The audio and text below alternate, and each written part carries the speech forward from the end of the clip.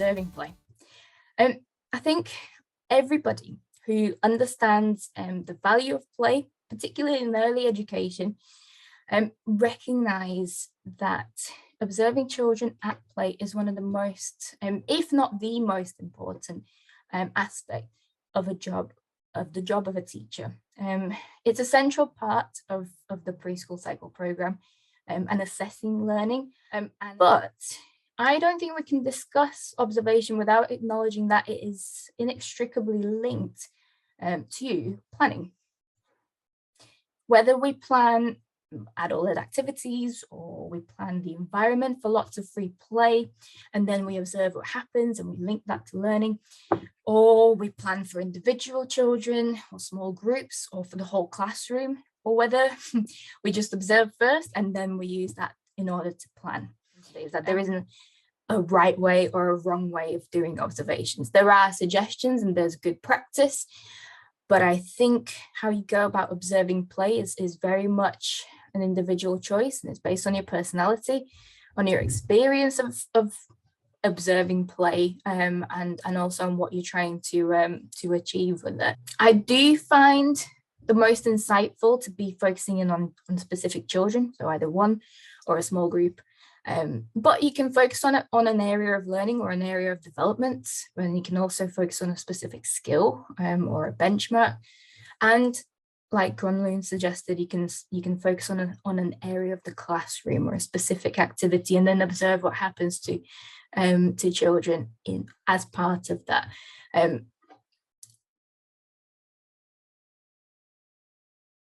This is your golden opportunity to take a step back and get out your notebook, your recording device, whatever you're using, and do your observations during this time when they're settled and they're doing something productive, something that they're engaged in. Sometimes during that time, you're going to see the child floating around that needs a little bit of support. So you might want to take a step back from your observations at that moment and go in and support that child. But you're constantly reflecting and you're constantly observing and noting what the kids are doing.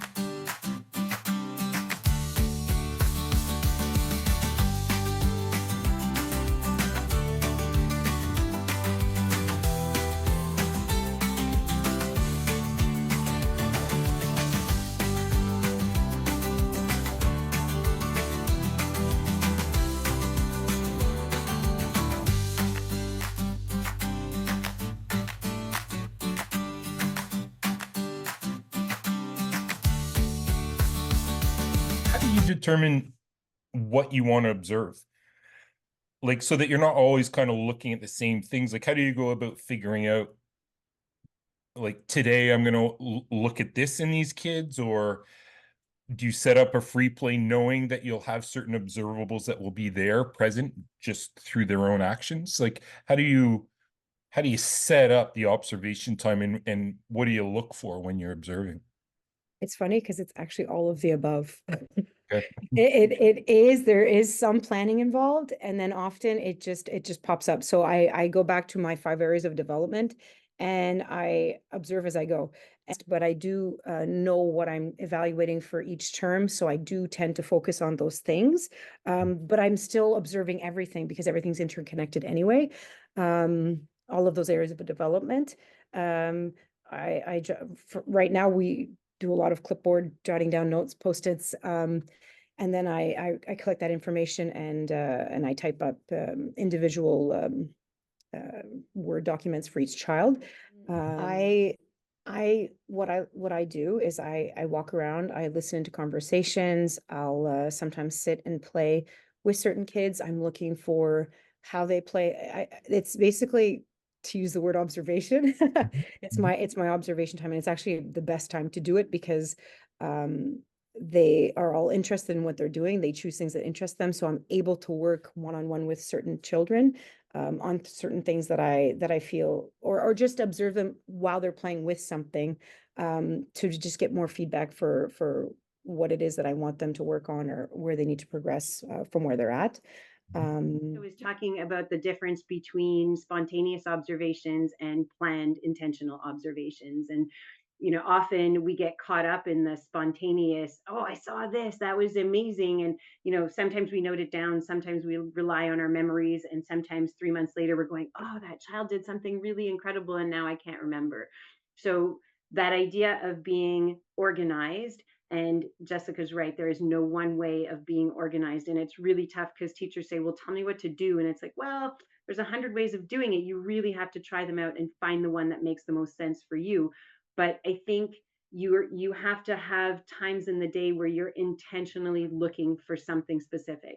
And that should come from an objective or a goal that you have. So in the beginning of the year, maybe it's just simply, I need to get to know the children in my class. So I'm going to look around and see what they're playing with. And then as you get to know them, maybe you're going to say, okay, today I really need to know about language development in these 5 particular children. I have some concerns, so I want to see what's happening in their dramatic play, but I'm focusing on language development today.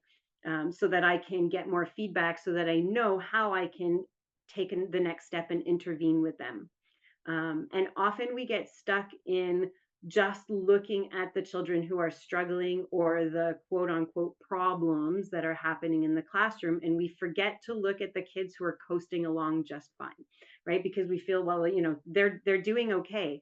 But those children deserve to have our observation time as well, so that we can say, okay, yeah, this child is in K5 and they're reading no problem, but I still need to know what their next step is. I still need to know where I'm going with this child. So that's where your intentional observation comes in. And that's where you take the time and you say, okay, today I'm looking at this child in this setting, or I'm going to set up this particular area for dramatic play because I need to get these kids involved so I can watch their social interactions. And you might even consider, I feel like my transitions are just not going well, and I'm not sure where it's breaking down.